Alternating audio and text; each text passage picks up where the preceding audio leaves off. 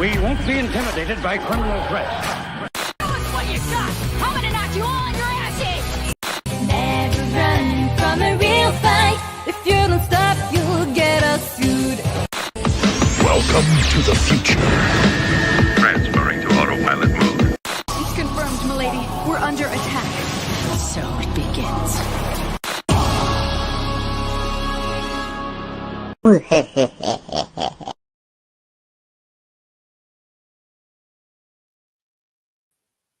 Hello, everybody.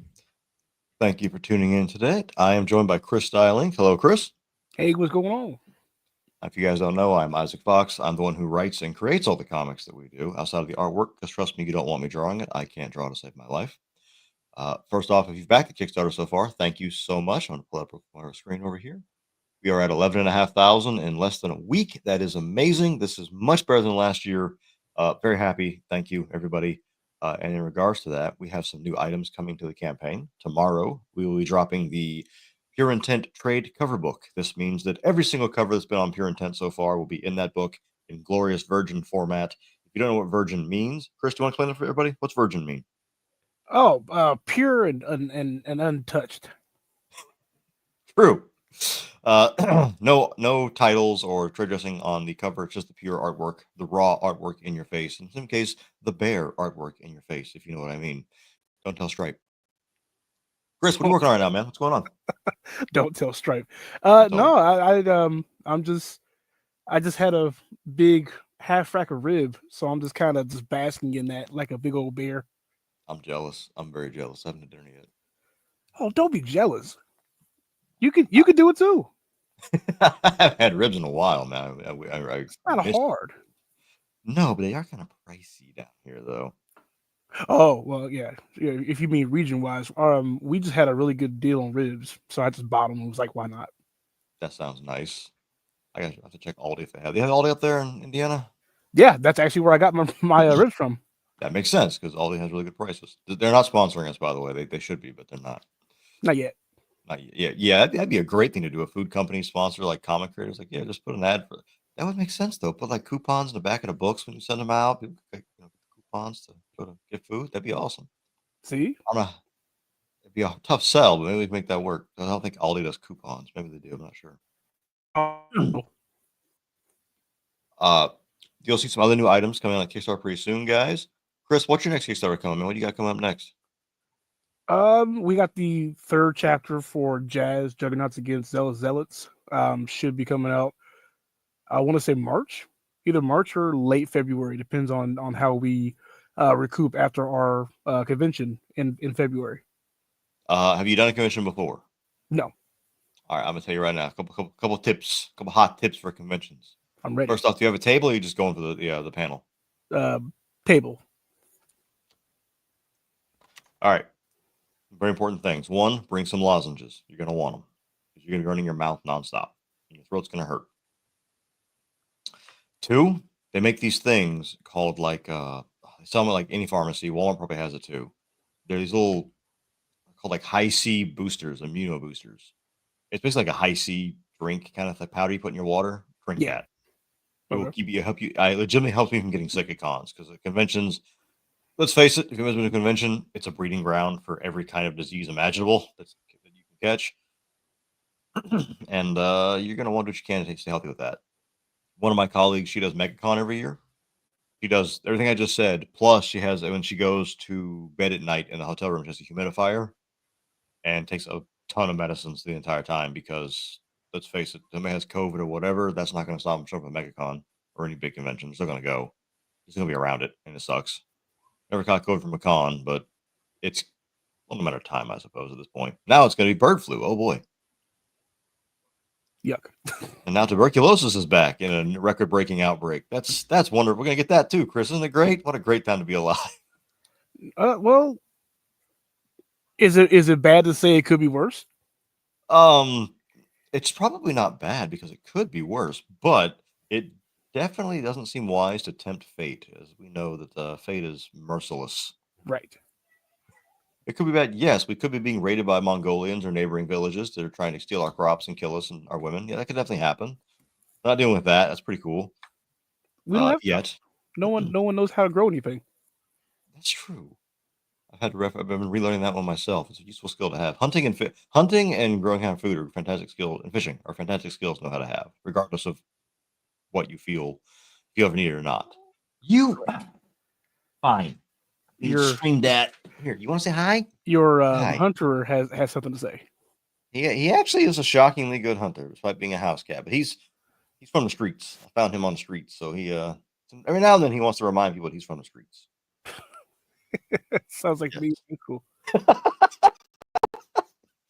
Is your spirit animal a cat? Is that what it is? Oh, it's always been one. You ask my wife. Do you have any pets, Chris? Unfortunately, yes. They're my daughter's cat. Aw. I don't like it. I don't like it. You don't like the cat? No, I constantly fight with it. Say hi. Baggy, say hi to Mr. Mermaid. Say hi. Wave your paw. There you go. Say hello. Tell them that when they buy the comics, it's how you eat. Tell them it puts food in your bowl. Look really sad when you say it too, please. Look really hungry and sad. It's in your contract. Please speak. So do your job. We're just gonna be chatting about Kickstarter, anime, and all things geek. This will be not terribly long. Chris, what's the last anime you watching? What are you watching right now? What anime are you seeing? When I'm not doing all my rewatches of things that I used to watch, like Initial D, Sakamoto Days. Long watch. Oh, it's a long but a great watch. Sakamoto Days right now is what I'm watching. I keep being told that is like a really good one. Is that true? Yes. I started the manga 3 years ago. Of course, when it came out, but then I stopped the manga because I didn't have much time to keep reading it. So where I stopped it was at a good point for the story. Unfortunately, and I won't try to spoil too much of it. It's gonna go the way of JJK, where it starts off being one thing, and then all of a sudden it's just like combat 24/7. Away from its like kind of original build up premise. to going on to it. Sakamoto Days is like a comedy action story in the very beginning, and then it turns to like we're just gonna fight forever. So but the anime right now is really good, so I do highly recommend it. I've like the fifth person to tell me it's actually really good. I kind of got the vibe of like what was that one, the House Husband series? It was like the guy was like a former Yakuza boss, and he becomes like a house husband.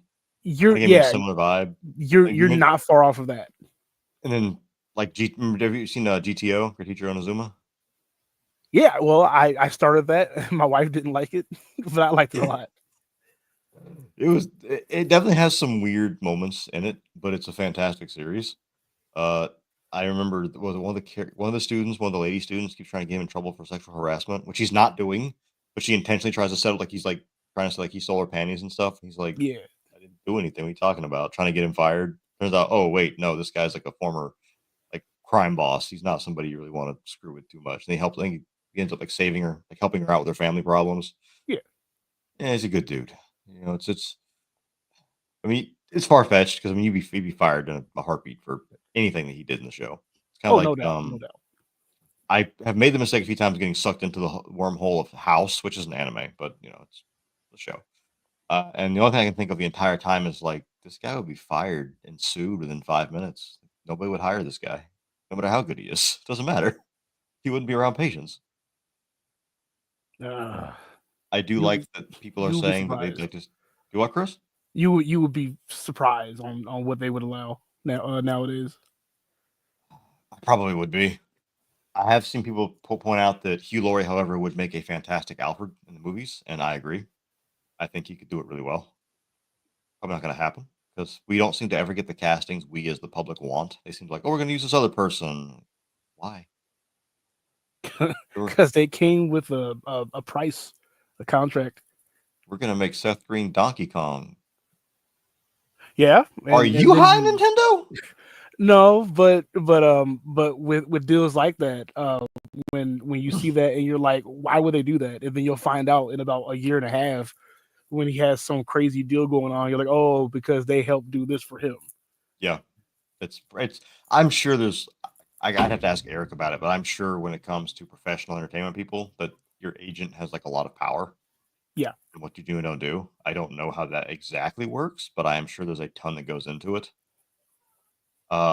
Switching back to anime, I'm still going to recommend to you Chris Frieren. I finished that one. My partner had me watch the full thing of that. It's very good. It's one of the better written series I've seen in the last 5 years. Which is, Oh, you did tell me to watch that or go back and rewatch it. I had been recently. it's good. Have you so how you see so you've seen some of it so far? I tried to watch it last year and then I gave up on it. And then you were like, no, go back and watch it. And so I went back to It watch it. starts off slow as crap, dude. Oh, It it's starts off super like slow. sad and depressing and slow. Like it starts off like Up, the movie, like the Disney movie Up. It starts kind of like that, where it's depressing and you're like, I don't want to watch this. This is terrible. And you let it go on. It's like, oh, this is actually really good. But Yeah. God, it's got to kick me right in the balls at the start of the show. What the crap? Yeah, but you were right. It's a lot better than how they had it presented.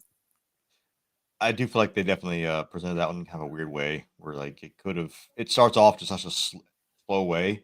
And I know Sally's mad at me for not enjoying this, but in English, every single mage has a very monotone voice they talk in, where it sounds like they just pop like a couple Valium, where everybody's like, "Oh, I've been stabbed. This is a horrible Wait, inconvenience to my day." wait. So why is Sally mad about that? Because Sally's point, I get the point Sally made to me was that isn't that the series is bad. It's because they're trying to convey that the people who are so obsessed with magic aren't really living life. They're not really there mentally. They're someplace else in like fantasy land of their brains that like focusing on their tasks so heavily. They're not living in the moment. And part of the Uh, point of the series is that these are a lot of the characters have lived their lives that way, where they're not really living life. They're working towards a goal, but they're so hyper fixated on it they're not actually in the moment and they don't experience things that are going on around them. And a lot of the point of that story is Frieren kind of coming to that realization that she's done that. And that's her elves in general in that universe. They say that elves in that universe, sorry guys who like hentai, but in this universe, elves have no romantic interest and zero sex drive. So they are not like you see in other kinds of animated content from Japan. boo. Yeah, which means the reproduction rate is almost zero. So it's like they're super rare. But as a result, Frieren never thought about this isn't a spoiler because you find in the first 5 seconds that one of the main characters from her old party was clearly in love with her. And Sally's argument is that the reason characters are like that is because they aren't living in the moment. And then they see one of the story is Frieren realizing that and trying to kind of make up for that. Okay, Yeah. that makes sense. People are so hyper fixated they don't even feel like emotion anymore. They're just focused on like this is the thing I'm trying to be good at, and anything else matters. I'm going to quote Berserk, which is fantastic. Where there's the blacksmith in that one. He says, "I keep trying to craft better and better stuff, and then one day I woke up an old man." That's kind of the premise of Frieren entirely. Hate to see it. It, It is good. it's good, but it's one of those. It's one of those like it hits hard for me to watch. It's just like, ooh, this is You're talking to me. yeah, I'm like, I don't like this. I don't, I'm in this anime and I don't like it. Where's the button to hit that? I need that one. Go back to the etchy. Give me more high school DxD. Where's the next season of Interspecies Reviewers coming? Come on, I want to see that. That is probably not coming. No. Uh, you said you've been reading that one, right? Yeah, I have. I haven't read it for a while. I'm only buying that one physical, so I need to go Same. and make a Amazon purchase and go get a new volume. Maybe I'll Oh, wait. maybe I'll get it for my birthday in 2 weeks. Oh, that'd be cool. Happy birthday, Chris. Chris is gonna be all 23 years old. 20, sure. I'll take that. I will admit that I've bought a lot of Interspecies Reviewers and read it, and it does feel uncomfortable walking up to the register with it. Because sometimes the cover arts they use on it are like extremely fetishy, or they're like straight up furries and bikinis. And like, it's not what it looks like. I promise. It's a comedy. You know what? Oh Just no, just take my card and let me go home in shame. I don't want to talk about this anymore.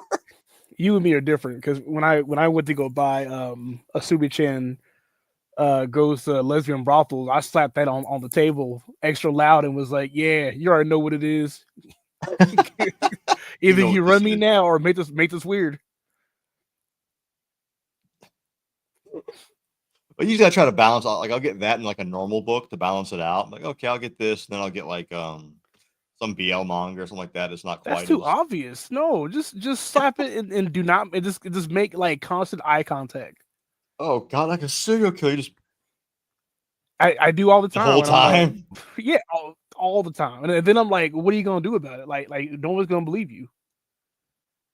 That's like, I mean, yeah. I mean, the reality of it is, you're a guy buying something that looks like that. No one's gonna believe it. You have it's totally like funny. They're not gonna believe that. It's not gonna happen. Well, no, it's bad because like my wife will go with me to the bookstore all the That will time. help. It does help. Okay, I didn't know that. Yes, that will. Yes. So, Chris, when you go to, I want you to notice something. When you go to that con you're going to, right?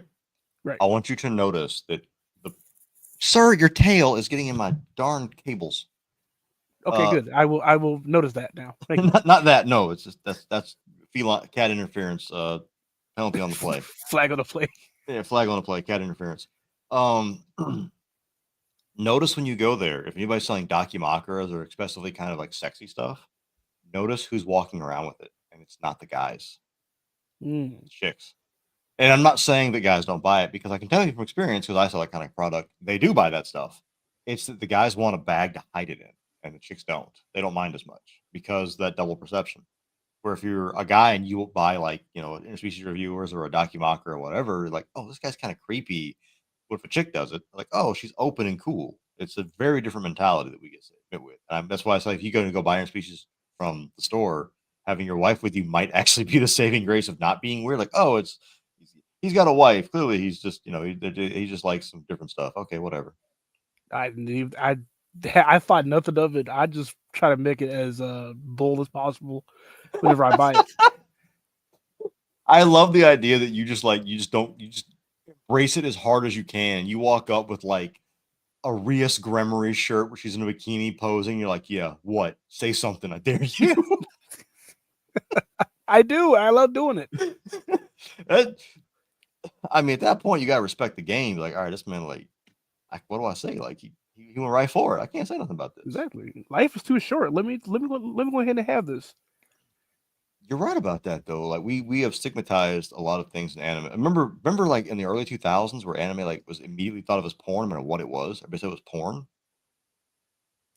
I don't remember that. It was early 2000s when, like, this is like mid Toonami explosion, and that's when we started getting Cinemax and other late night shows were getting anime. I call them anime.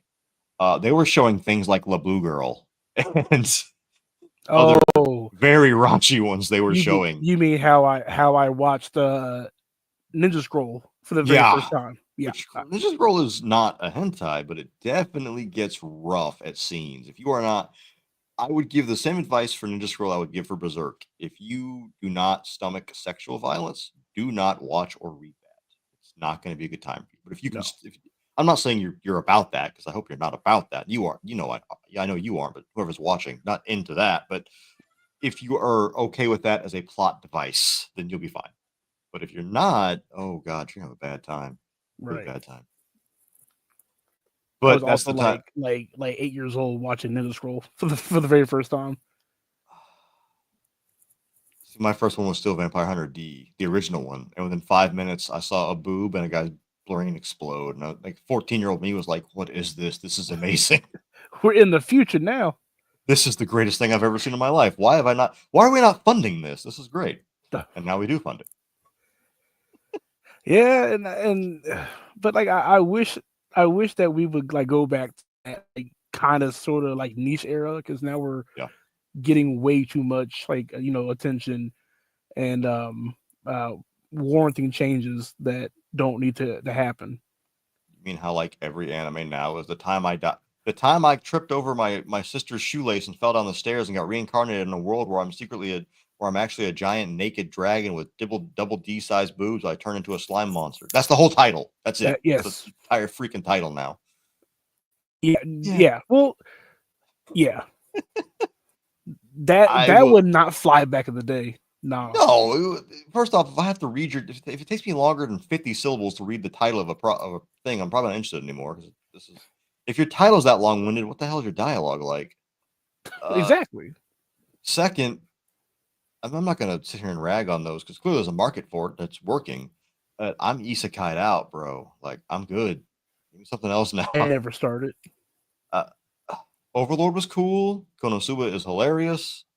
Uh, I've been told that Tama's reincarnated as a slime is really good. I've only watched the first episode, which is not enough to have an actual opinion. Mm. But I hear good things. But I know it's long, and I don't like long series anymore. As bad as that sounds. No, well, because you and I kind of started off when we get a series that's like 26 episodes, and like that was it. 24, 26, sometimes if it wasn't 17. syndicated, yeah. So if it wasn't picked up by a network, you were only gonna get like a whole DVD's worth, and then that was that. That was. I say that, but then we've also all watched Dragon Ball Z, which are 170 plus episodes. Which is why I said if it wasn't picked up for a network. Right. That's not a fair comparison, and that Dragon Ball Z is likely the most, maybe not the best, but definitely probably the most well-known anime of all time. And I'm not counting Pokemon because Pokemon, I think, didn't start initially with the anime. I think it was the game and the anime came out at the same time, didn't they? It was a manga, and it was a very dark manga. I've been told Pokemon gets real, like from what I've read of the lore, like that universe gets evil as hell. So the whole concept of Pokemon fainting after a battle was off the anime. Pokemon used to just like die, and so when they would go and get revived by Nurse Jenny, they were coming back to life, but like they weren't like tired or not knocked out. They were killed in combat. Remember that? I remember like you read some of the lore on some of the Pokemon, like they lure kids out to the woods and kill them, and some like hang out at hospitals to like suck the souls out of dying children. Like, this is. There's a reason that in the very first games we got in America was Red and Blue, that they stop and go, "Yo, don't go in the grass out of Pokemon. You'll just die. You'll be killed." Yes. Well, it was before you get your Pokemon. They're like, "Hey, don't go out there." I remember that. It's like living like almost like living in like the real, like if Tremors were real, or insert any kind of like scary monster from anything ever. Like, yeah, you can't go out there or you'll die. You just gotta die. Right. There's these animals that can just electrocute you or light you on fire or cut you in half at will. For no reason. About it. for no reason. You just walk out and step on an oddish by accident. Now you're poisoned and you're just gonna die. Like, I don't have any antidote. Well, kid, you lived a good 10 years. Good luck. You're dead. That's it. You should have been a photographer. You shouldn't have been out in the woods, kid. Your parents told you. You didn't listen. Now you're poisoned by an oddish, and you're gonna die. But the good news is you'll be immortalized as a lesson to other children. Good job. That's the universe of Pokemon, though. It was. Outside of that, that's when I think you're right. We didn't have a lot of long series up to that point. Outlaw Star, Bebop, Trigun, when those hit, those are pretty easy to digest series because they're not very long. Part of the beauty is they're not very long. No. I am much more a fan of a series that can say a lot in a short period of time than a series that can drag it on forever. Looking at you, One Piece. Which I'm told is really good, but everyone has told me you have to watch the first 50 episodes before it gets good. Like, that's a lot, man. So let me go backwards. Just wait until they drop One Piece Red. And then watch it. If you don't want to like read the manga, just wait for that. Is that like almost like Dragon Ball Kai, where it's like a condensed version of it? It's 100% Dragon Ball Kai. Yeah, that could be a little bit better. It could be. That being said, there's a thing they did in old shonen, and Chris, I know as a guy who writes shonen style work, you know exactly what I'm talking about. Where like any of the old battle anime, and even modern ones do this. Looking at you real hard, Baki. Oh no. Only 40% of the time is there a fight. The other 60% of the time is everybody talking about the fight.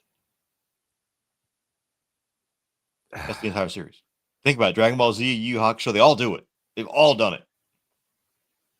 Where Goku's fighting Cell, and they look over to Goku, they'll flash over for like 5 minutes to Vegeta and Piccolo going, "Ugh, look how fast he moves. He's a genius. He's really increased his power." Like, that's like that's more time of that than is them actually fighting. That's because they had like really bad pacing back then. Like, it's really bad. So when Toriyama died last year, Hey, heard of me? Thank you for joining us, sir. Nice to see you, or madam. Oh wait, I don't know which. I don't presume. Oh, if I click over here in the comments, I can see this too. Now I'm also Yeah. involved. There you go. There you go. And you know what? And we're gonna say to that. Fucking cats. I love that thing so much. Stupid little So goblin cat. when Toriyama died, I watched Dragon Ball while I was fulfilling Jazz 1. And then I turned so Smart. after I finished Dragon Ball, it was over. And it had good pacing, it was fine. I hadn't seen Dragon Ball Z since I was a child. So I turned that on thinking I was going to enjoy it. And in my head, I'm like, okay, cool. So they're gonna have this fight with Raditz, and it should be over in about 3 episodes, 4 episodes. Boy, was I pissed when it was episode 5, and I'm like, we're just now leaving Kame House? What the hell? Dude, my favorite fight in Z is Teen Gohan versus Cell. That one, that's not including every time Piccolo fought him, Goku fought him, Vegeta, Trunks. No, that one fight is 2 hours long. That Yes. one fight is 2 freaking hours. Like, man, they milk these fights out. But you know what? Nope. I brought that up because you said the Kai thing. I learned from watching Kai a little bit that without that commentary that we get in the fights, it just doesn't feel as impactful at all. Yeah, I and just don't feel it that's anymore. why I never really finished Kai because I'm like, yeah, it's Me neither. faster and the pacing is better, but for some odd reason, I feel like with all the bad pacing, that was a part of the show itself. I kind of needed that. You're absolutely right. Yeah, it kind of pulls you out of the action, but it also makes it because let's face it, every Dragon Ball Z fight is kind of the same thing. Right. Again, I love Dragon Ball Z with a burning passion. Just saying, uh, but they're all kind of the same thing. Like, oh, it gets more powerful, and all that really does is just people say they're more powerful now, or a different color appears. Go back and watch like Super Saiyan Goku versus Frieza, and then come watch like Super Saiyan Blue Goku versus Jiren, and it's not that different. It doesn't feel it feels no if like first of all, Dragon Ball Super is stupid. I I like they humanize some of the characters a bit better. Well, some of them didn't But need to be humanized that much. Like Vegeta really fair. did just get changed over time, and you're like, why? Like, why'd you do They this? they kind of wishy-washed Vegeta hard as time went on. Yes, It, Gohan too. don't get me started. I'm so mad how they Gohan and Tien are my two most angry. Like I'm mad about how they were treated because Gohan was like supposed to be he has the highest potential of any of like the main cat outside of Broly of the Saiyans. He has the Yeah, highest potential. And then we get to the movie, the Frieza movie, and like, yeah, I can't even go Super Saiyan anymore. Bro, you whooped Super Boo's butt easily. And they said that Ultimate Gohan can't even go Super Saiyan because the power level will just kill him. It's too much power. He's that strong.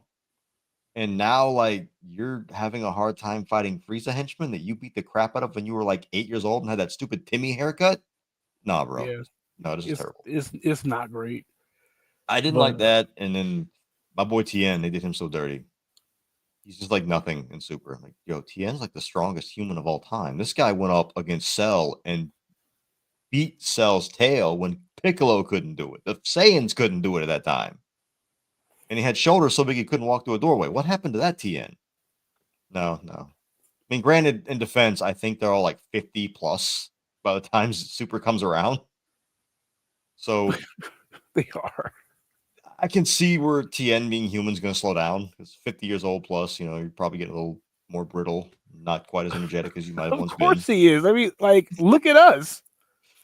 Well, not only that, we haven't been like blown up and punched 1,000 times. Those guys have no cartilage left in their knees and Listen, elbows. Do the sensu speak beans for regenerate yourself. cartilage? Speak for yourself. I've had a couple of close encounters with the explosive type myself. Okay. Yeah. One or two. I've had one of those. I still have tinnitus from it. It's great. Still constantly hear ringing every day. Like, I want to know the mechanics of the sensu bean. It restores your energy. Okay, does it rebuild the cartilage in your knees? Is it repairing like the fractures to your skull and knuckles? Like, what all is this doing exactly? I Is don't. it, I mean, it was something where Toriyama saw like Popeye and was like, yeah, you know what, like that. I'm mad that makes sense. Mad that makes perfect sense. I never thought about the sensu bean as just Goku spinach. Yeah, that's. I mean, Oh like my they like god. as manga took from like Walt Disney and everything. Like anime has borrowed from like American culture, of course. So just in those like really small fragments. I need somebody who's far more talented than myself to make a black and white gif of Goku like squeezing a can of sensu beans. They're like flying there and land in his mouth, and he gets really bulky all of a sudden. He goes like Super Saiyan off of that. Like that's what I need to see now. I feel like somebody has done that before. You know the general rule of things. If you can think it up, it's already been done. Period. At this point in time, especially now we have AI sitting down thinking up ideas for us, which I'm pretty sure is where half of Marvel's movies are coming from now. But Have majority. not more than half. Unpopular opinion. As someone who works in comics, we both do, and I love superheroes. I love comic books. I'm superhero moved out, man. Like it's Oh been no, going on for like I have been 15 for a years while. now. Well, Can't we do it. weren't supposed to like get so the original roadmap for like prime example Marvel, their original roadmap was not supposed to be as far, and so what happened? That money kept coming, so then they Oh, kept to the drawing board and acting planned out. It was all meticulous. It was all hyper focused, and you guys are all along for the ride, and it's not like everything was. We were supposed to be done with this shit. There was all right, so it was like win game, done with this like shit. in game was some like it's some minute shit kind of, but we were supposed to be done after Avengers, but then when like Avengers made like a bunch of money, uh, around the same time that the Batman Dark Knight series was like making a whole bunch of money, Marvel said, "Let's keep it going. Let's elongate it and keep doing this and that and the third." So, but like honestly, yeah, no, like I'm good. Like I haven't been to a theater to watch a Marvel movie way before, so I don't know what's going on at all. I tried watching Shang-Chi, that one, which I'm sure is a fine film, but I got like 10 minutes into it and was like, yeah, this just all looks like Marvel. Like it's all just the same, like kind of the same kind of CGI. Looks like everything else does in the rest of their films. I'm out. I'm marveled out, man. I'm Well, that's because they and Aquafina to do a non-comedy role, but then she was kind of doing comedy anyway. I will say we watched recently on the server, which if you guys aren't on the server, our Discord server, we do have movie night usually once every week. We'll start again next week with movie night. This week was launch week, so time was a little bit of a factor. But we watched Promare, which is a Studio Trigger film. Have you seen that one, Chris? Wait, is it anime? Yeah, it's Promare. It's the Studio Trigger. Oh, The guys that did Gurren Promare. Lagann. Yeah. Promare. Yes. I have that on my watch list. I haven't seen it yet. It's phenomenal. It is freaking amazing. It's super Studio Trigger, and I say super Studio Trigger, I mean like it has elements of Gurren Lagann, the cyberpunk that they their adaptation of, and several other things. You're like, yeah, this is definitely Trigger. This is scream Studio Trigger the whole time, but in a good way. Okay. I will tell you, on a funny note, we were watching it. I was trying to watch it in English dub originally. I'm not having the dubs versus subs argument. I'm not doing that. I both can be good. It depends. I will go to dub if I can't afford to stare at the screen the entire time to read the subtitles. If I'm eating, Sorry. it is gonna be fucking dub. I don't care. Yes, because I'm not watching the screen that close at that point. Right. When they dubbed it, I was like, "Oh, this has got this character I think's really cute in it," and he shows up, but he's voiced by in English by Johnny Young Bosch, which is not a bad thing because Bosch was an amazing voice actor. But that is Bash the Stampede, Right. Ichigo Kurosaki. Like, yeah, the attractiveness of this character is now gone for me because I don't see Vash or Ichigo in that way. This don't work anymore. Or Someone said Soul from sub Soul only if the Eater. dub is bad. Do what? Someone said sub only if the dub is bad. I agree with that. Sometimes the dubs are not great. Sometimes they're really good. I'm gonna go back and say that old school anime. I don't mean like early on. I mean like golden era, late mid '90s had god tier dubs. We had Cowboy Bebop, Steve Bloom, uh, Beale Bellingsaw, we had amazing voice actors in that one. Yeah. It sounded great. No, I can. Her and Mies is basically saying that if you've ever seen the Kandagawa Jet Girls anime, don't watch that in dub. And as much as a pro dub person I am, I can't watch that in dub no matter like what I'm doing. Was that one like really bad? Like they put like some guys off the street to voice it. No, it's just one of the girls. So one of the girls is supposed to have an accent because she's from a different part of Japan, and it doesn't translate, does it? No, it actually it translates fine because just like how Japan has their own accents in there too, like they have the like country bumpkin accents that like we can't hear, but they you can won't hear. notice because we don't speak the language, so we have no idea what we're hearing. Exactly, which is why I hate people that are like sub for life, and I'm like, no, we don't even know like if the shit's trash or not. But so when they converted it over to dub, they gave one of the girls a southern accent because in the anime she's supposed to be from like a southern, whatever, a country area. But she has this like Cracker Barrel type accent, and I'm like, yeah, I don't know if I can keep, is it keep like listening to this. Obviously fake? It's really Western. It's really like Southwestern dialect style, and you're like, oh, this is really kind of hitting hard. I don't like this at all. It's that thing like when I have friends like who work overseas, like, oh, it's an American accent. I'm like, yeah, crap is an American accent. There's a billion accents in this country, and like the accents in our country are so niche they can be from one side of a town to the other and be totally different. Yeah, what are you talking about, American accent? But I guess for us it's the same thing with Japanese. We're like, oh, this person's like from Okinawa or wherever from a certain time period, so they talk a very different way than everybody else does. I would never know. Would never know, but it's just not that good. No, I know they're speaking Japanese, and that's as far as my knowledge of that will go. So I guess it's probably the same thing with us. For like, if you speak English, they just presume it sounds all the same. Yeah, they don't know the language. I'd be curious to know if someone who's not native to English thinks, or maybe doesn't actually speak English, thinks that Americans and British and Australians all sound the same. Because maybe if you don't speak the language they do to you, I don't know. So there is because I work with a lot of ESL students that have that same problem. Oh, really? Wait, hold on. You work at ESL? I am everywhere at my school. Like people don't realize I will walk into a room and just be like, all right, I'm helping now. I did not know that because I'm TEFL certified, so I didn't know that. But there you go. I thought English was a foreign language. Again, my point, if you're listening to this and you like comic books, and every single person in comics, I don't care what their job is, they were a teacher at some point in time. All of us have been that role. I don't know why, but we are. Because they know there's no money teaching. No, when I did it wasn't teaching English as a foreign language, you don't really do it for the money. It's more like an experience. Because you want to, usually if you get that certification, what you want to do is you want to go overseas because other governments will pay you to come over there. And they'll pay half the time they'll pay your expenses to come over and help you find a place to live. And then you work for a charter school or whatever for a contract. And you do that not because they pay a lot of money, because most of them don't pay that great. You do it because you want to go check out another country for a couple of years, just hang out there and see what it's like. With Japan being one of the most sought for positions for TEFL certified individuals. And even in Japan, which is a wealthy country, you're still not going to get paid a ton. Most of the time, what you do if you have that job, most my colleagues who have done it, you're not supposed to take on private tutorial lessons. You're not supposed to do that. Private tutoring. They all do it, and they charge like $40 an hour.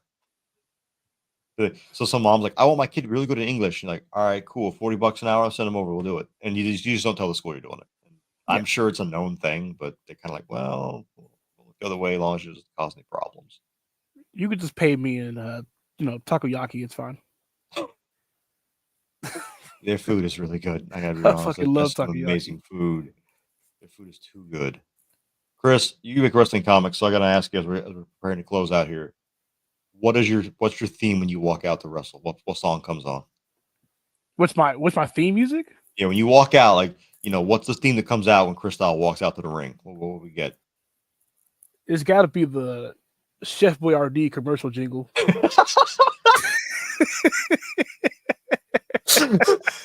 That could be cool. You look like a chef hat. And you got you're wearing the what are those called? I'm sure you know better. The basically the tight Speedos that all the wrestlers wear. Tights? Trunks. Well, they're not trunks though. They're just like they're kind of like a bikini almost. No, they are called trunks. Don't let none of them hear you say this.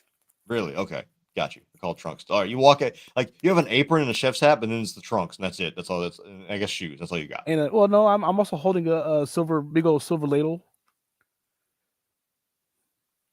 I'm just imagining you walking up to another guy in the ring with like holding like a tray with like a little lid on, and you go, "I cooked you something." You as you start to pull it off, he leans over, and then you just slam the thing in his face and knock him out. He's hitting it with the chef special. We can all agree that wrestling is essentially just like redneck soap opera and anime, right? Like, that's basically what it is. Yeah. Well, I forget what I can't remember what movie I was watching. I think it was an anime I was watching. I think it was in Promare actually, where somebody gets hit with a stone cold stunner, like straight up. Like, I don't mean like metaphorical. I mean straight up the stunner.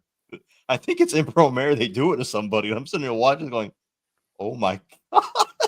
They really had a guy do the stunner. That's how you should have sold that to me. I guess I'll be watching it tonight. Like, well, because let's face it, that would not be an effective attack. It would probably break your tailbone. But I mean, we all know what it is because we grew up in the era of those, superstar wrestlers. Of course, I'm still doing it now. I just can't believe that anime decided to pull out a stunner. Like, we really do steal from each other constantly, which is a good thing, actually. Anime and comics and manga. I would like us to do a lot more stealing. I would also like us to understand what it is and what it means to live in Japan and to not try to like change things up every other second. So I had recently an interaction with some people who are comic book people who came up saying, I don't understand anime. I don't get people want to watch this. I don't like it. I'm like, okay, well, part of it's escapism because a lot of mainstream comics, not so much the indie world, but mainstream comics nowadays. I know Marvel and DC are unique in that they have made everybody on all sides of the fence very angry at. I'm not going to get into that, but they're mad about it. Where they're trying to make things too real. Oh, this is happening in this universe. And there's this political thing. And there's this and this. Like, people don't really come to comics or entertainment to be reminded that reality sucks. Not looking for that. And anime and manga's primary target audience is and always will be Japanese people, not Americans. Right. Why would they? So if you're watching anime, even a slice of life series can feel like an escapism because their life and their cities and how their daily roles work is so alien and different to us over here in the West. So that escapism is always present, no matter what. Whereas in comics, if I read something about a guy who just a slice of life comic in America, you guys having trouble in high school, I'm like, well, I hated high school. I don't want to read this. This sucks. I don't want to do this. That's kind of how I felt as a kid when they dropped that 9/11 comic. It's a 9/11 comic. Oh man! So why does this sound like a recipe for absolute disaster? It was really weird because you're like, so basically they ended up adding 9/11 into the Marvel world, and so all these heroes are wonderful. Are like going around helping with like the wreckage and everything and like fixing up New York, and all of the Marvel villains are like standing around like crying, like Doom has a whole tear over over his eye, and it was supposed to be like this is our way of telling the American people that we stand with them. And it's kind of like, well, you can't do that in this world because you guys will literally go over there. Like there will be some type of method that would be used to actually protect New York from this. So before the planes every Marvel hero is based out of is New York because Stan Lee was from New York. You like New York? So if there's a plane coming in, none of the Avengers, nobody was able to do anything. I could believe the first one would hit, but at that point, Thor, Iron Man, Spider-Man, they'd all show up at that point. They'd all be there already. It would even hit. Iron Man would have a sensor that's like, oh, it's something. There's a plane flying too low. Comic books and infinite Deus Ex Machinas. Oh, but see, that's what comics need to be. I don't need there to be no like realism, as you said. It couldn't happen in DC because they get there and Spookman be to catch the plane with Batman sitting on the building going, yeah, I predicted this 5 years ago. How did you predict this, Batman? Because I'm Batman. Yeah, okay, you know what? Good enough. Sure, I believe it. You're Batman. You already know. Batman, how do you know? Because I watched George W. Bush buy the weapons. No, he owns Wayne Corp. He has the receipt. Yeah, I seen that. I They was chose there. Wayne Tech. They probably sold the weapons. I was outbid. by Lex Luthor. No, Lex couldn't purchase Al Qaeda either. I will continue to argue to my dying breath. Justice League's animated series, where he's voiced by Clancy Brown, is the best Lex Luthor. Yeah. Does such a good job. But yeah, it's I didn't know that was a comic. I've seen the one where it's Captain America goes to the Vietnam Memorial. And I actually like that one. My father's a Vietnam veteran, so I really appreciated that issue of it where he's reading the Vietnam Memorial, all the names, and the guy was like, "Sir, can we go now?" And he's like, "No, not until I'm done." Done what? Doing what? He goes, "Done until I'm reading the name of every single person that died in a war I wasn't there to help them with." I like this because it kind of like, regardless of the political and all the BS of Vietnam, it portrays Captain America as caring about Americans and our service people. Like that's a pretty wholesome moment. I like this. It's bittersweet because a lot of guys lost their lives, but it's Right. sweet that this character is stepping up to the plate for this. Yeah. And No. I will continue to argue that I know as we've talked about it before, how manga are beating comics here on the American home front. I don't like that they are. Even as though you and I both work in manga inspired works. But I like an American comic book. The nice thing about those certain ones, at least, is when you read it, it makes you feel like there's hope because there's a good chance things can be better. Like Captain America, Superman, I feel like things can be better. They Depending on could the be. comic, of course. Well, remember Don't I read told. Watchmen and feel hopeful. That will not do that. Oh for no. you. You But will. You but might actually feel like just going ahead and just hanging yourself for reading that one. It's good, but good God, it's depressing. like I told you, it's not that like manga's beating us. It's the fact that you're looking at a metric of a global, like globally received work versus a domestic book, and then being like, how the hell are we losing the sales? And it's like, yeah, Spider-Man's doing great in America, but is it sold globally as like Demon Slayer is sold globally? So anything sold globally is gonna sell more. I was going to bring that up earlier, talking about the fights dragging out. Like Demon Slayer lost me as it went on, and My Hero Academia did very badly as well. It just kind of like dropped off for me. But they did something that was really nice, and that they just get through the fight. There's not like a 10-episode build up and then like 4 episodes and like talking, powering up. No, they just like, hey, you're a demon, I'm a demon hunter. We fight. It's over in like an episode or 2. Yeah. Minus season 2, which isn't just a one long fight, but it's really well handled. Yeah, no, it's deep, but like Demon Slayer got off because it had really good animation. Oh god, the animation's gorgeous. But It's that's the carried in no only small part by that. that's the only plus that I can give it. Watching what I've seen, that's the only plus that I can give it. I just don't care much for the actual characters. We are don't blame taking you. too long to get to what we should have just touched on in the very first season. But Why? Demon Slayer will Demon Slayer. I can help you with like My Hero. Like that actually is my actual forte. For anybody Hero who, does the thing that Slayer does that modern shonen are doing that I cannot stand.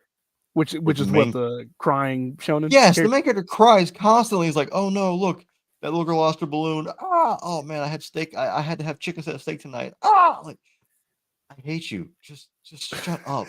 Just shut up. I don't see Wait. Goku crying all the time. I don't see Vegeta breaking down and crying all the time. I mean, they have their moments, but it's not like, oh man, Frieza's like Frieza just killed some Namekians. I'm gonna sit here and cry for 5 minutes. No, he goes, oh, I'm gonna beat the crap out of this guy now. Because they have the means of defense. Deku, don't forget, Deku's like a teenager, overwhelmed with like passion.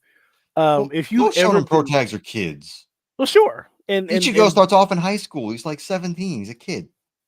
Okay, well, like 17 and like Ichigo is different. Like when he's been a not a poltergeist. What was his? They do hurt him. No, but I meant like in the first episode, like you could see that he actually does work with like Ghost. So it's like he has something that he has done prior to the show starting. Deku is a kid who really just wants to be this one thing and wants it really bad, and is in the crying is like a byproduct of it. He doesn't do it much after the fact. there have been like a lot of people that have watched My Hero and they're like, oh, it's too much. And I'm like, I guarantee you, you just have to get through it in the first 6 or so episodes, and then you'll kind of get the idea. If you are a human and you remember how you were as a kid, you will get through it. And That might be part of the reason is because it's too relatable for a lot of people. Like, I don't, yes, you don't want to see I was just that. about to get there because You want somebody who's like a power fantasy kind of like, oh, this guy's like he's realistic, but he's still tough. people don't like to be shown themselves, and they don't like it because like anime does a neat thing where they amplify it. So if you see yourself with the same shortcomings as a character on the screen, the anime will like, make it bigger and send it into you like, hey, by the way, this is really you. So you need to look here. Like, don't turn away, look here. And that sometimes will be a hit or miss for a lot of people. But I do highly recommend My Hero to like just to the overall zeitgeist. You're gonna hate me. When I found out what the ending was, I was like, yeah, I'm not watching this ever again. I'm done. That's different. No. So you're like Nah. me. You're like me where you were like, oh, okay, well, because Well, like that's I defended the absolute shit out of the show. And when they dropped the ending, in the manga, yeah, I kind of was like, I can't defend that. Like, I don't know how you defend that, but I'm gonna try my hardest. What happens, I think, I know for a fact it's happened to some writers. The guys who write any writer who writes really long stuff, they forget what they wrote. Because I've done it. I keep notes on it. The beginning of My Hero Academia starts off with Deku saying, "This is how I became the greatest hero of all time." Yeah. He does not become the greatest hero of all time. Well, he becomes a teacher, and that alone is enough for me. Oh, are we going for that like the teachers are the real heroes vibe that we're going for now? We're I will doing take that. whatever I can get. I don't know what was going on in there, but I'll take whatever I can get at this point. I'm gonna point out that apparently they brought back Gundam Wing. Yeah. And the Gundam Wing Endless Waltz film ends with the narrator literally saying, "The weapons known as mobile suits were never seen again." Huh? And we just completely forgot that happened. Apparently, I guess the writer decided, yeah, that did happen, but you know what? Money, and just went ahead and said, "Screw that," and brought him back anyway. They would never see. Fuck. Because a lot of series do that, though. I mean, come on, why do we think Frieza keeps popping up in Dragon Ball? Because Frieza was like the most popular villain, so they're gonna keep bringing him back. People like Frieza. He's fun to hate. No, well, you could even go back and say why was Goku brought back so many times? He wasn't supposed. Well, we've had a discussion. Goku wasn't supposed to be the main character of Z. It was switch over to Gohan, but Yeah. Goku was so popular. Like, well, we're not going to change it because everybody loves Goku so much. This brain dead moron that Goku is. That half the problems that I forgot how dumb he actually is. Well, he didn't go to school. Well, I mean, in his defense, he was right up in the woods, but like just one other guy. And when he first met Bulma, he didn't know females existed. Yeah. Until he was like 15. He didn't even know what girls were. And he's canonically brain damaged. But like I've been watching clips of Super, and like every situation they get into, it almost kills everybody, is always his fault every time. He always brings like, oh, let's fight this guy, and they're like, why do you want to? Oh, we're gonna be in this tournament now, our universe might get destroyed because Goku suggested it. Thanks you. Why are you allowed? Why don't we just kill him? Get rid of him. Because him and Deku have that same gene where I need to put myself up against the element. I get wanting to be like that strong and like test yourself, but when you're putting everybody else in danger, which I know there wouldn't be a story if it wasn't for that.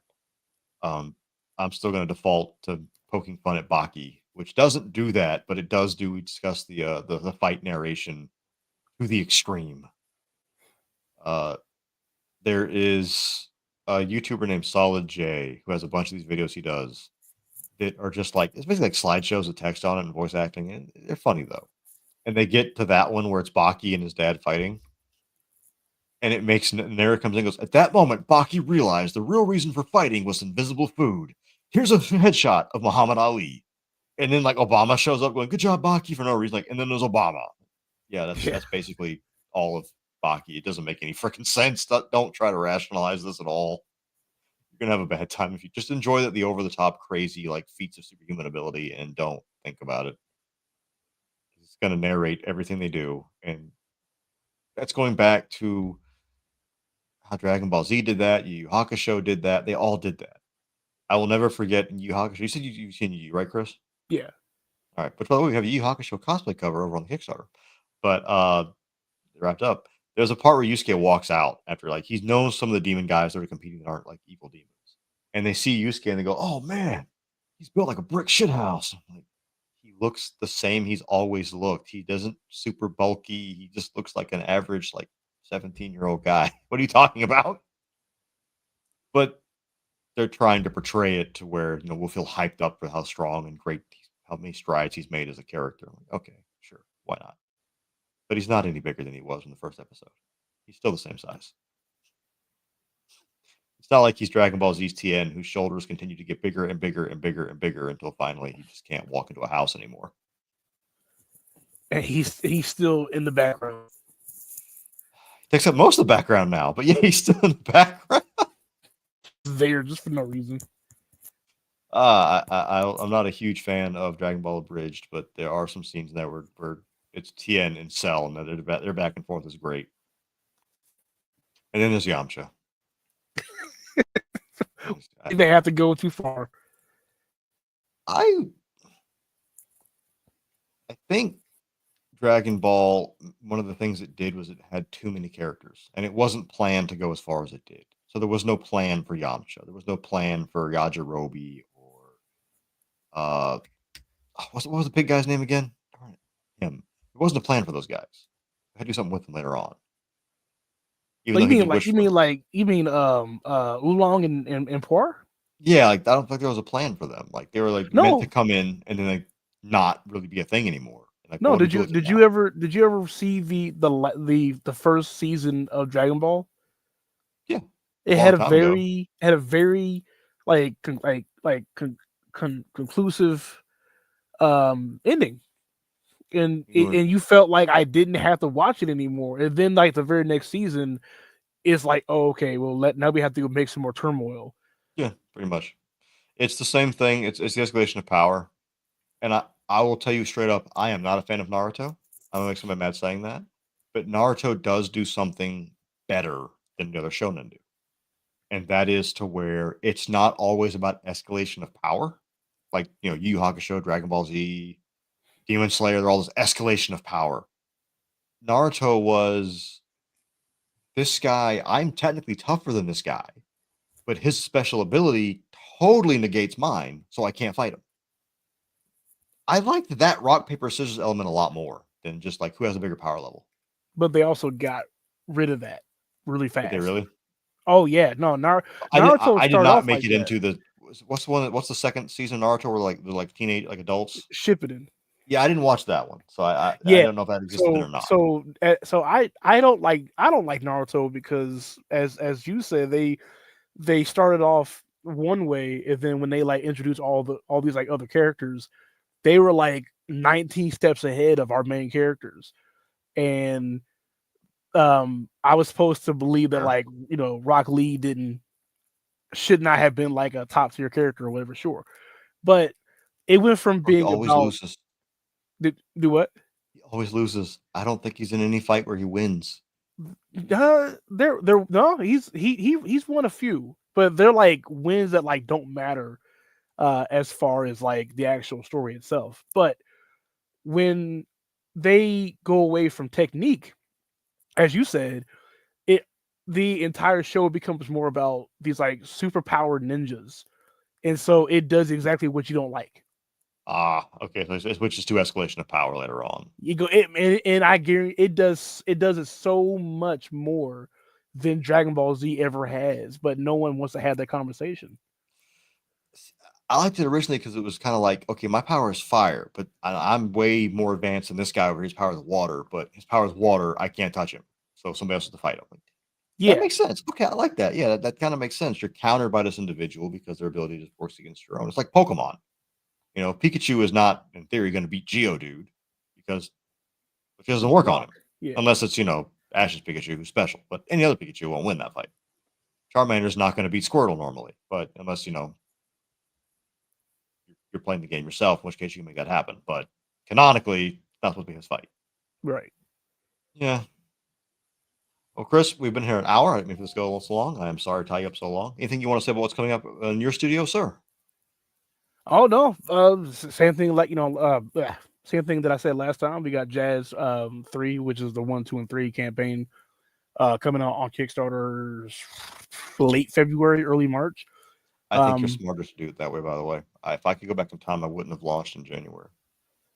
Well, it's not me being smart. It's the fact that we haven't even started on it yet. But Yeah, we work really fast. There is we do not. You guys work fast enough to me, damn it. It takes us from inception of a book to writing, editing it to the artist finishing it is about 1 year per book we do. That's one reason why you get the different series, because we don't have time to. I can't knock out all of like Succubusted in a year. We just don't have. We just aren't fast enough.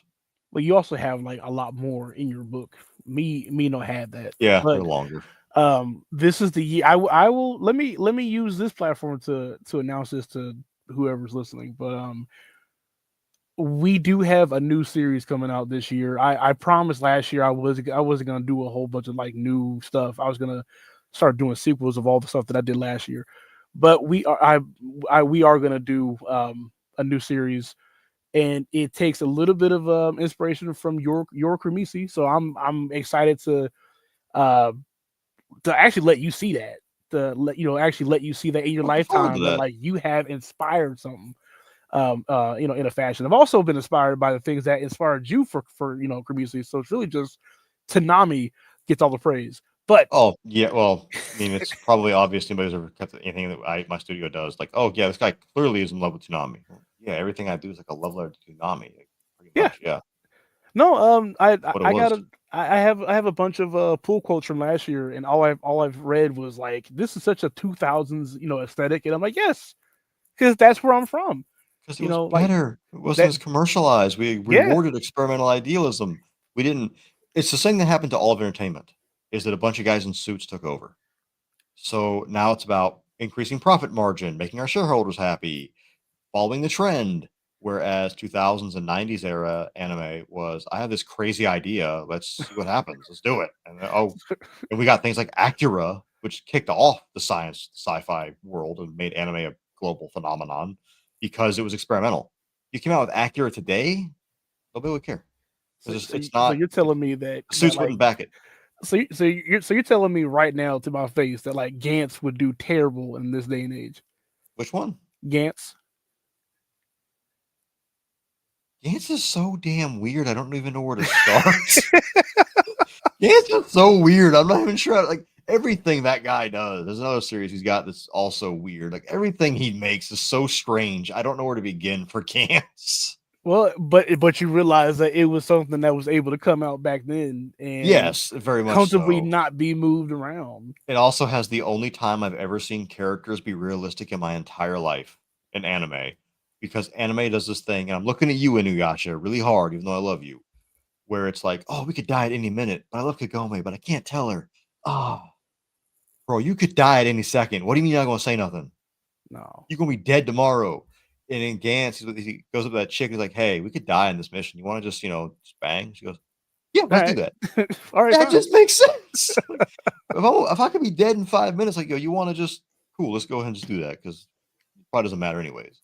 That makes sense.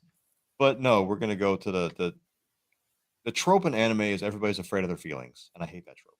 I'm not a fan of that. Where everyone's just terrified of their feelings. Shit, Gantz did not do that at all.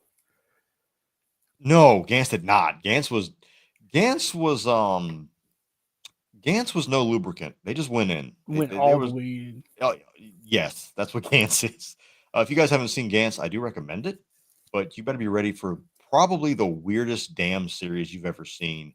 Something that's going to make Jojo, was that Jojo Bajojo? The guy with the blonde afro. It's going to make that seem normal. Bobo. Yeah, Bobo. It's going to make Bobo seem normal to you. How weird that freaking series is. It is next level. There's a cat over here. Next level weird. And the main character is unlikable, and he's on purpose, not by accident, like on purpose. In his defense, he's believable though. Yeah, and that's He why I feels like a hate it. teenager. Yes, like it's like who the fuck do you think you are? Oh wait, You're a never mind. teenager. Yeah, okay. You don't like when he tells the one chick to be like a pet. I was like, yeah, that's not a thing you should say. Oh wait, I you're like a paused that shit. 15-year-old guy. Like you don't know what the hell you're doing. I Stupid. paused that shit. I was like, there is no way in hell. I'm sitting here looking at this shit. That's why harem anime work, because harem pro tags are not real people. They're not Yeah. believable. Because if you most of us, even as adult men, especially when we're teenagers, if you threw us into a universe where I have Ryoko over here, and then what was the Ayako over here, and they both want to get with me, I'm not going to be like, no, I'm going to be like, yeah, let's go. Oh, you talking about Tichibuya? Oh, Tenchi's like the OG harem, so Oh, yeah. it's also one of the more innocent harem anime. Yeah, Because it doesn't really go into the pervy aspect. I mean, it has jokes about it, but it doesn't super sink into it like High School DxD does or Monster Musume. no, but It's nah, more like it's much more wholesome in the way it approaches that topic. you know, I actually just started a harem anime yesterday where it's like it's a guy You who started a harem, I was like, go on. no How did you do this? Go on. No, Give our it's a- listeners some advice. it's a guy who gets a weird marking on his forehead, and it attracts all of the bad bully girls of his school. I wasn't gonna like finish it, but I was like, you know what? I might actually have to keep watching this. This is pretty funny. Tell me what that one is. Tell me like that. That sounds hilarious and stupid. And as I've gotten older, I appreciate the comedy ones way more than I did when I was younger. Yes. I'm like, yeah, I could use a laugh. Give me something like to laugh at here. Which Furin has moments. It's funny. I'll go back to Yeah. that really quick. But it's not overall a comedy. But it does approach a thing I like very well. That I don't think we, as adults that we are nowadays, especially a guy with kids, I think you know exactly what I'm talking about. Where people are physically adults, but that's where it stops. Yep.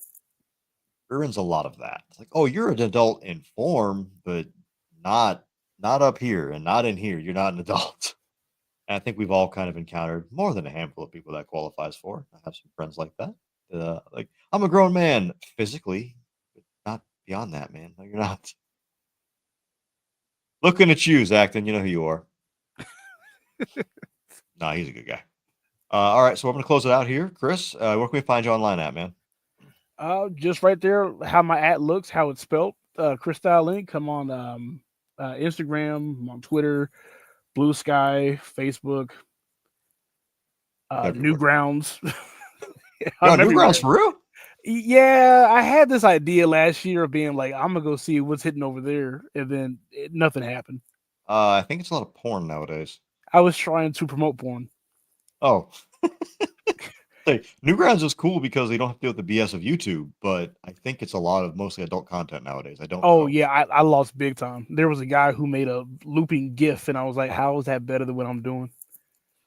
I remember I can't remember some YouTubers well, no, you know what? Chicken Nugget has an animation about that where one of the characters is putting in like hours of work into this art piece and working her butt off for it and post. She's like, yeah, so he gets like 2 likes. She's like, I did so much and it's so like perfect and beautiful. And then she'll see a video of a guy like draw a stick figure with like a LOL cat and get like 5,000. She's like, what Yeah, why? Like, yeah, that's just it. There's no rhyme or reason. Don't try to understand it.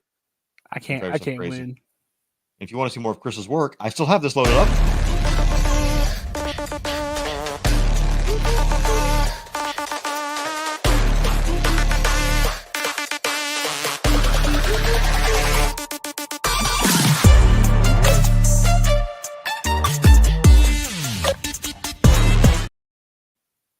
I forgot about that. Wow, I did too, because I haven't used Streamlabs in a long time. Like, where shit. did this come from? That's a blast from the past.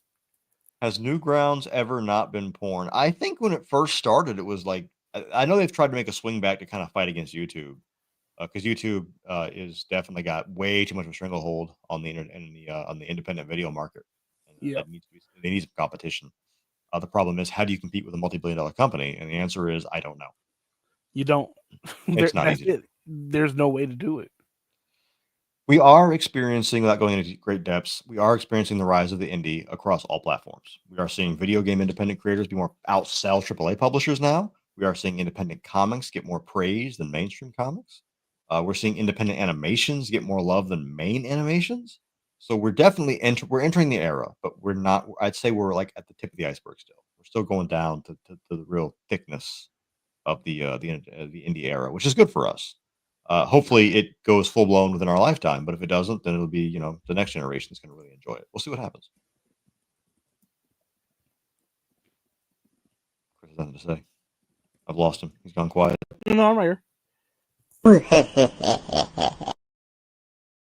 Well, oh, what the hell? So whenever I leave this tab, it just like mutes me. Apparently, yes. What the fuck? I was talking. Well, I don't know. I didn't program Streamlabs. Somebody else did. Probably made a lot more money than I did. StreamYard duck. Streamlabs face right now. Well, that'll be it for tonight, guys. I'll do the outro, and everybody have a good night. Don't forget to head over to Kickstarter and check us out. Follow Chris Style. Support indie comics, because when you do that, keep in mind that you are actually putting a roof over our heads. You are keeping us fed, our artists fed. Not saying you can't buy things from major manga companies or DC and Marvel, but the money doesn't go as far with them as it does with us. Comment I missed. Good night, Mies. Good night, Mermaid. Thank you so much for showing up. I appreciate you guys. We love you all. And Waiting for the final gates to open to a new tomorrow. We won't be intimidated by criminal threats. Show us what you got. I'm gonna knock you all on your asses. Never run from a real fight. If you don't stop, you'll get us sued. Welcome to the future.